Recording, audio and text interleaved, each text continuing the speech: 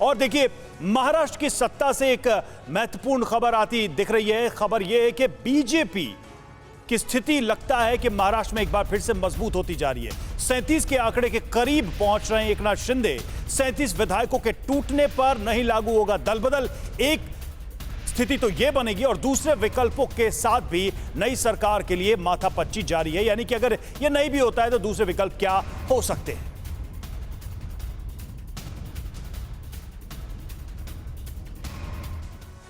तो महाराष्ट्र विधानसभा की अभी की स्थिति क्या है? बिग वॉल के जरिए तमाम फॉर्मुलेज कैसे बीजेपी अभी मजबूत स्थिति में नजर आ रही है और उसका एक पिक्चर आपको बता देते हैं। अभी की फिलहाल अगर आप देखेंगे तो कुल संख्या 288 की है, इसमें से एक 287 यानी बहुमत के लिए 144 का आंकड़ा रवि चाहिए। और अभी की स्थिति में बीजेपी के पास है 106, शिवसेना के पास 155, एनसीपी के पास 53, कांग्रेस के पास 44 और अन्य के पास 29। ये 287 की टोटल स्ट्रेंथ अभी महाराष्ट्र विधानसभा की स्थिति बताती है। लेकिन कैसे यहां पर बीजेपी की सरकार बन सकती है? सबसे पहला फॉर्मूला आप देखिए, यहां पर बीजेपी के पास है 106 और शिवसेना के बागी यानी कि 37 विधायक। इस वक्त जो क्लेम एकनाथ शिंदे की तरफ से किया गया, और यह भी जान लीजिए कि इन 37 क्योंकि नंबर ज्यादा है तो दल बदल इन पर कानून लागू नहीं होता है। अब ये 106 और 37 कुल मिलाकर 144 चाहिए बहुमत के लिए,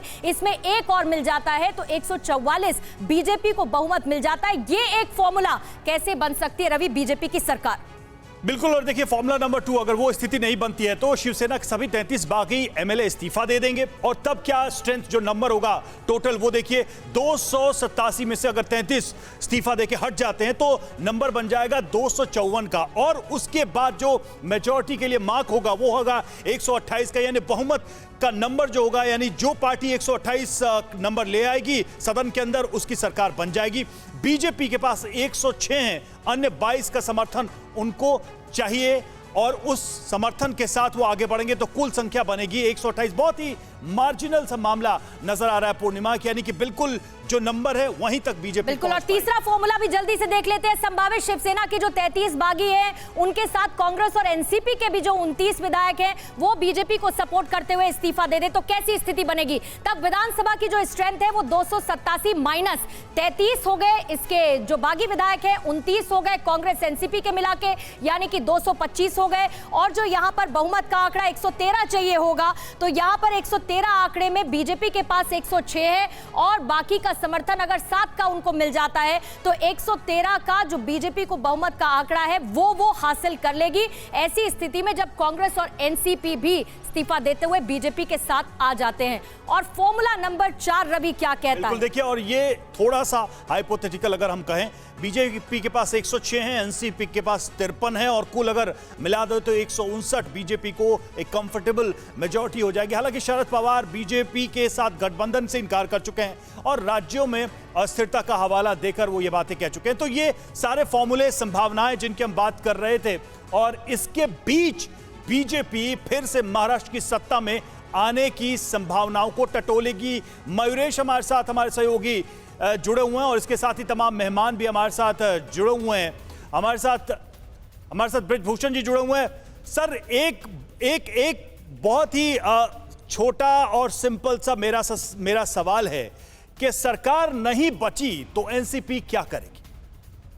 जब स्टूडियो में सरकार बनाना है तो आइए अपन लोग सब मिलकर भारत सरकार बनाए ना। ब्रिजमोहन जी, खाली महाराष्ट्र सरकार क्यों? ब्रिजमोहन जी, नाराज, ये एक हाइपोथेटिकल फॉर्मूलाज है। आप फॉर्मूला निकाल दीजिए कि आपकी सरकार बन जाए, वो फॉर्मूला आप बता दीजिए। चलिए इनको छोड़िए। ब्रिजभूषण जी, आप अपना फॉर्मूला बताइए। इस वक्त 40 विधायक नहीं है, गुवाहाटी में है, आप अपना फॉर्मूला बताइए। 40 विधायक गुवाहाटी में है, उनके फोन बंद है, उनसे आपका संपर्क नहीं है, आप फॉर्मूला बताइए।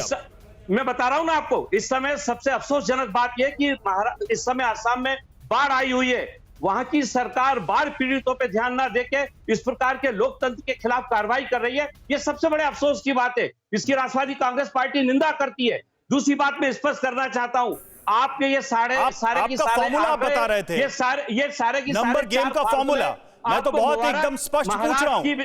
महाराष्ट्र की सरकार पूरी तौर से काम कर रही है, वो काम करेगी, इसको किसी भी प्रकार का कोई खतरा नहीं है। बहुमत हमारे साथ है, बहुमत हमारे पक्ष में है। चलिए इसलिए ठीक है, कि ये ठीक जो- है, जो ठीक है, फार्मूला- मान लेते हैं बहुमत आपके साथ है और फ्लोर पर अगर ये अवसर मिला तो आप लोग साबित कर देंगे। कैसे साबित करेंगे इस पर सबकी नजरें हैं, आपकी भी नजर है, शिवसेना की नजर है, बीजेपी की नजर है और हम भी देखने को हम भी इंतजार कर रहे हैं कि आखिर ये आंकड़े कैसे जुटाता है महाअघाड़ी गठबंधन।